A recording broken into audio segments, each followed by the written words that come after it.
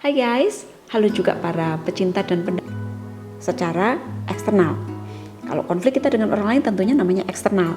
Nah, eksternal yang konstruktif seperti apa? Kalau misalnya kita ada masalah dengan orang lain, ya kita bicarakan, yang ngomong supaya orang lain juga memahami pikiran kita seperti apa.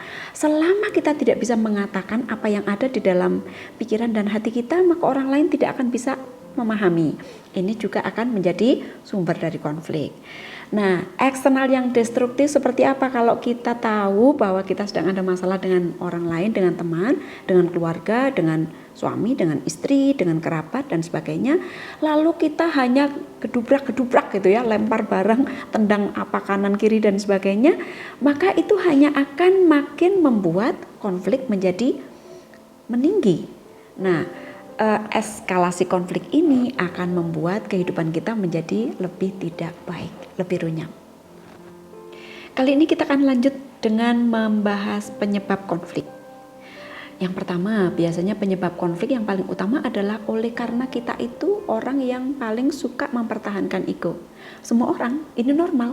Kenapa? Karena ego kita adalah harga diri kita. Ego kita adalah sesuatu yang perlu kita jagai. Dan setiap orang yang mempertahankan ego tentunya hal yang normal. Kita seringkali merasa bahwa kalau ego kita terancam, kita cepat-cepat mencoba untuk menjaganya supaya kita tidak makin terlukai. Kalau kita merasa bahwa ada orang yang mengancam ego kita, maka terjadilah konflik.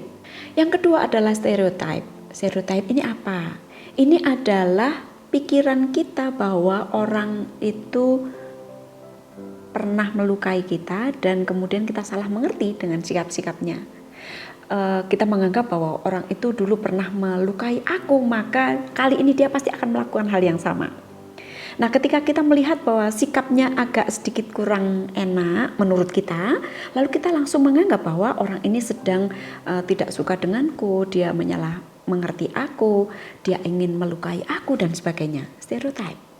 Yang ketiga, kita berbicara tentang prasangka. Prasangka sangat dekat hubungannya dengan stereotype, dan prasangka ini menjadi hal yang paling besar memunculkan konflik.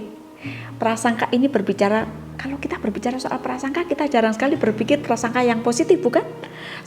Setiap kali kita berbicara mengenai prasangka yang negatif, begitu. Dan ini yang menjadi penyebab konflik. Kita berpikir bahwa orang lain mungkin saja tidak suka dengan kita dan kita ingin menghindari orang itu.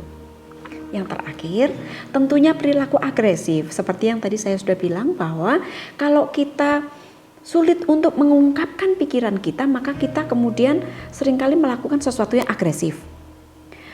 Seharusnya kita memang bisa mengkomunikasikan pikiran kita supaya kita tidak melakukan hal yang agresif.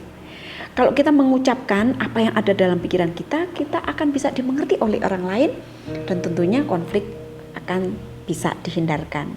Sangat paham bahwa konflik itu memang susah sih gitu. Ingin sekali kita menghindari konflik, tapi ya sekali lagi itu hal yang tidak terhindarkan.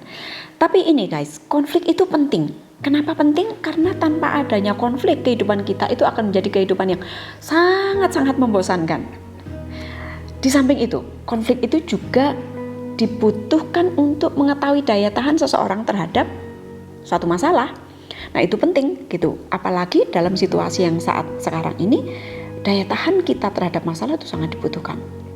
Lalu yang terakhir, sebenarnya konflik itu adalah hal yang menyenangkan kalau penanganannya dilakukan secara terarah.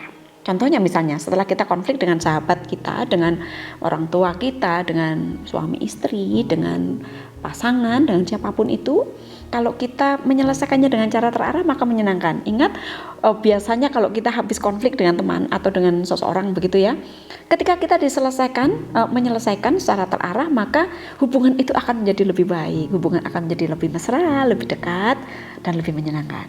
Benar bukan? Nah, jika kalian merasa tertolong dengan video ini, maka berikan komentar, pertanyaan juga boleh sebanyak-banyaknya, komentar sebanyak-banyaknya, nanti kita akan membahasnya di video selanjutnya. Jangan lupa subscribe, jangan lupa share, supaya teman-teman kalian juga bisa tertolong dengan masalah yang sama. Kita akan bertemu di video yang selanjutnya. Saya Teacher Sri dari Sahabat Ruang Konseling. Sampai jumpa.